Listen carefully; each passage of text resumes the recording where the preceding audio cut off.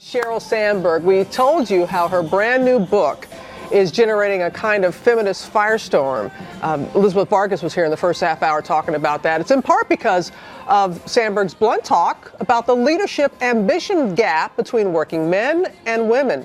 She's a CEO of Facebook and a director of Disney, the parent company of ABC News. Her book is called Lean In: Women, Work, and the Will to Lead. We're going to talk to her in just a moment, but first, a look at her journey to the top.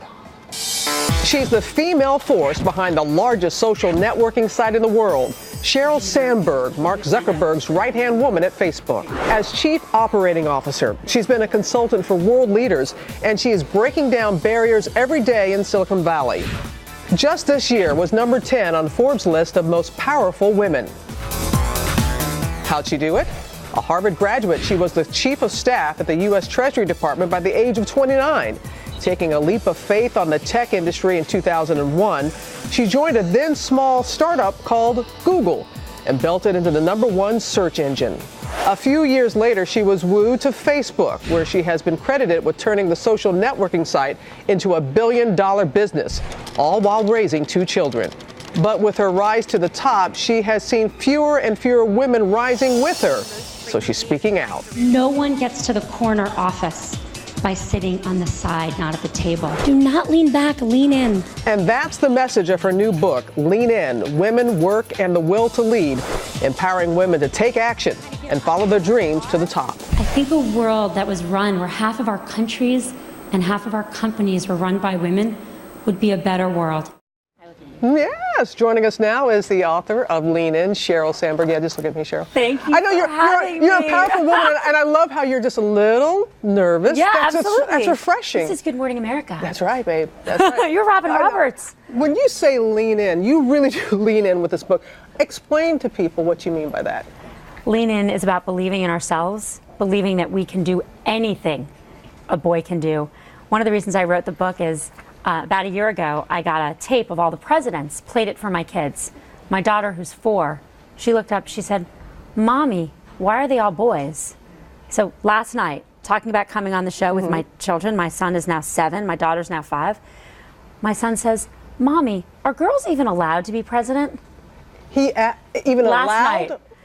And so the point is, we are growing up in a world where most of the top jobs are still held by men. And we're going to lean in, believe in ourselves, and teach our daughters that they can do anything our sons can do. Well, it has really gotten a lot of people talking. We talked a little bit about the controversy in the first half hour, but let's talk about some solutions. And you admit in the book, Sheryl, you're very honest in the book about your struggles and getting to where you are, because a lot of people want to know, how do you go from being a research assistant at the World Bank to being the CEO of Facebook? Talk about the struggles you had in getting there. I think, like so many women at every stage, I did what so many people do. You doubt yourself, you're not sure you can do it. We know that when men do something well, they believe it's them. And when women do something well, they believe it's help from others. And so Lean In, both the book and leanin.org, the online community we're launching, is about helping women believe in themselves, helping women know that they can reach for opportunities. Throughout my career, all the people I've managed, the men, they're always, in my office, I want the next job, I want the next opportunity. The women lean back more. And when I say, you should apply for this, some of them say things like, I'm learning in my current job. And men never say that. And that's what we need to change. But you do talk, because some of the criticism has been that you're putting the ownership a lot on women. And women are saying the way things are set up, it's like the chicken and the egg. What comes first? And women being able to break the proverbial glass ceiling and how we go about doing that. But I know something that's very important to you is that since the 1980s, women have been earning more college degrees than men. That's right. Yet we're not seeing the translation in the front office, so to speak. Why do you think we haven't seen the progress in the last 10 years or so? That's right. Women are stalled at the top. Women have earned more than 50% of the college degrees for 30 years. But for the last 10 years, there's been no movement at the top of corporate America. Why? Women are at 14%. Look, we're held back by a lot of things. We're held back by institutional barriers, lack of flexibility, really terrible public policy. We trail almost every other country. But we're also held back by things within ourselves. We're held back by the fact that we continue to do the majority of the housework and childcare. Our partners are not yet partners. In order for women to sit at more tables in the boardroom, we're going to also have to get men to sit at more tables in the kitchen. And your husband, Dave, you have talked about that part of the looking and leaning in is when you select a spouse, and that it's somebody that is a true partner. That's right. I've talked about this. I tell young women who ask me, I'm like, date whoever you want. Date the crazy boys, date the commitment phobic boys. But when it comes time to choose a partner, you know, choose someone who's going to be excited for your career. And that means changing half the diapers. I've obviously been talking about this book lately, and one of the things I say to men is, even if you're in a marriage, marriages can always get more even. One of the best ways to have more sex with your wife is do the laundry. This is a morning show. Come on. Do the laundry. That's okay. But there are studies that actually show that. There are studies that show this. Turns out what is sexy when you're older as a wife is a husband who's doing his share.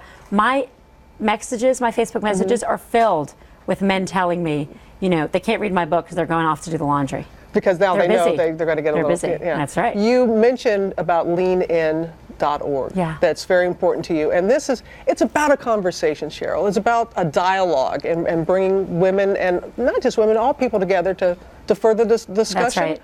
Talk a little bit about what this Lean In is. So leanin.org, we're online. Join us because we're about to hit 40,000 people in the community. So if everyone watching joins us.